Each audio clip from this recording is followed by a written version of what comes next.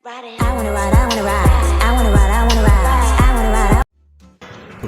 Rusia, Prancis, Inggris, Spanyol. Agar kita dapat berkomunikasi dalam kerumunan bahasa internasional, kita memerlukan penerjemah dan juru bahasa. Misalnya untuk presentasi dengan pembicara internasional dan audiens multibahasa. Di Universitas Innsbruck, Institut Ilmu Terjemahan melatih penerjemah dan juru bahasa. Pekerjaan yang paling terkenal tentu saja adalah penerjemah simultan, yang mendengarkan pembicara melalui headphone dan menerjemahkan kata-katanya secara bersamaan ke dalam bahasa lain. Tempat kerjanya adalah bilik terjemahan. Selain itu, ada juga juru bahasa konsekutif. Dalam penerjemahan konsekutif, pembicara berbicara dan hanya setelah pembicara selesai berbicara, juru bahasa berbicara sebagai bantuan ingatan, yaitu mencatatnya. Ini membantu dia mengingat struktur pidato atau fitur-fitur individu dalam pidato, seperti poin-poin penjelasan. Dalam pelatihan di universitas, calon juru bahasa mempersiapkan untuk pekerjaan masa depan. Hal paling penting adalah praktik penerjemahan, misalnya di konferensi. Ini menuntut banyak dari juru bahasa.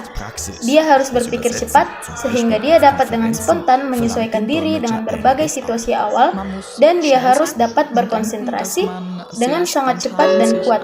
Ini memerlukan tingkat konsentrasi yang sangat tinggi dalam pekerjaan juru bahasa. Dan tentu saja kita memerlukan pengetahuan yang sempurna dalam dua bahasa kerja yang digunakan, dan perbendaharaan kata yang sangat besar agar dia selalu cukup fleksibel dalam ungkapan-ungkapannya untuk benar-benar mengungkapkan apa yang telah dikatakan. Selain bicara, tentu saja juga ada teks-teks dari segala jenis yang perlu diterjemahkan. Untuk dapat menerjemahkan teks khusus, pengetahuan bahasa yang sangat baik dan kosakata khusus yang sesuai diperlukan. Dalam hal ini, kita membedakannya dari penerjemahan sastra. Dalam penerjemahan sastra, kita bekerja dengan teks yang saya katakan berfungsi untuk kesenangan seperti novel, puisi, atau bahkan film saat kita terlibat dalam terjemahan audiovisual dan media.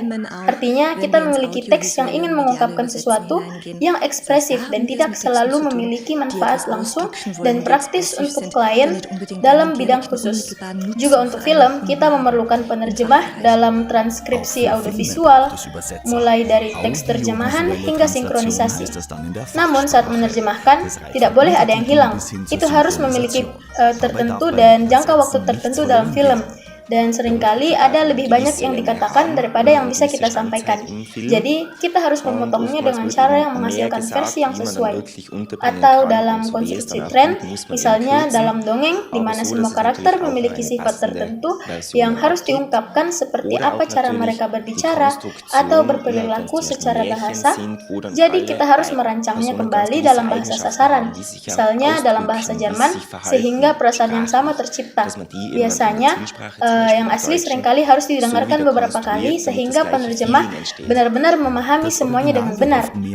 Baik itu penerjemah atau juru bahasa, kedua profesi ini dapat dipelajari di Institut Ilmu Terjemahan. Selain pelatihan, ada juga penelitian di sini. Penelitian dalam bidang kita sangat bervariasi dan luas. Di institut kami, misalnya, kami bekerja pada perbaikan yang membadai dari teori transaksi. Kami memiliki model analisis teks untuk penerjemahan sastra dan untuk didaktik dalam bidang ini, yang saat ini sedang kami kerjakan. Kami sangat kuat dalam penelitian terminologi dan basis data terminologi. Kami membuat banyak basis data yang berarti memiliki keterkaitan dengan praktik, dan saat ini kami juga dalam komunikasi medis. Masih banyak yang bisa disebutkan. Penerjemah dan juru bahasa, profesi dengan banyak peluang, dan dalam dunia global, bahasa sangat banyak dan mereka sangat penting. Berufe mit vielen Möglichkeiten und in einer globalisierten Welt mit vielen Sprachen unverzichtbar.